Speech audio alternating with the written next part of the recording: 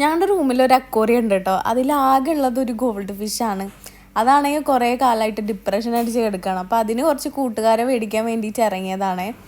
Fish മാത്രമല്ല, അവിടെ വേറെയും പെറ്റ്സ് ഉണ്ട് കേട്ടോ. ദേ ഇവന് 10 വയസ്സായി. അതിൻ്റെ അഹങ്കാരമൊന്നും ഇല്ലയെന്നുണ്ടെങ്കിലും പല്ലൊക്കെ പോയിട്ടുണ്ട്. ഇവനെ അവർ സെയിൽ ചെയ്യില്ല കേട്ടോ, അവരുടെ ഓമനയാണ്. വാങ്ങിക്കാനാണെങ്കിൽ വേറെയും ക്യാറ്റ്സും ബേർഡ്സും ഒക്കെ അവിടെ ഉണ്ട് കേട്ടോ. അവിടുത്തെ ചേട്ടന്മാരെല്ലാത്തിനെയും നല്ല ഭംഗിയായിട്ട് നോക്കുന്നുണ്ട്. എല്ലാ ഗാങ്ങിലും ഒരു പെറ്റ് ലവർ ഉണ്ടാവും അല്ലേ. ഞങ്ങൾക്ക് അത് നെസ്രിയാണ് കേട്ടോ. റൂമിൽ ഓൾറെഡി ഉള്ളത് ഗോൾഡ് ഫിഷാണ്. അപ്പോൾ അതിന് കൂട്ടായിട്ട് ഗോൾഡ് ഫിഷുകൾ തന്നെയാണ് ഞങ്ങൾ അവിടെ നിന്ന് വാങ്ങിച്ചത്. നമ്മൾ കുറച്ച് അധികം നേരം അവിടെ സ്പെൻഡ് ചെയ്തിട്ടുണ്ടായിരുന്നു കേട്ടോ. ഈ ചേട്ടനാണ് ഞങ്ങൾ ഹാൻഡിൽ ചെയ്തത്. നല്ല അടിപൊളിയായി നമ്മുടെ ഫിഷിനെ പാക്കും ചെയ്ത് തന്നിട്ടുണ്ടായിരുന്നു. പിന്നെ ഫുഡ് കഴിക്കാൻ വേണ്ടിയിട്ട് ഞങ്ങൾ വഴിയോരം വന്നു കേട്ടോ. ആദ്യം സ്നാക്സ് കഴിച്ചു, പിന്നെ ബീഫ് തവ വന്നു, ചിക്കൻ കറി വന്നു, കൂട്ടിന് പൊറോട്ട വന്നു. അങ്ങനെ ഫുഡ് മൊത്തം കഴിച്ചു തീർത്ത് ഞങ്ങൾ അവിടെ നിന്ന് ഇറങ്ങി.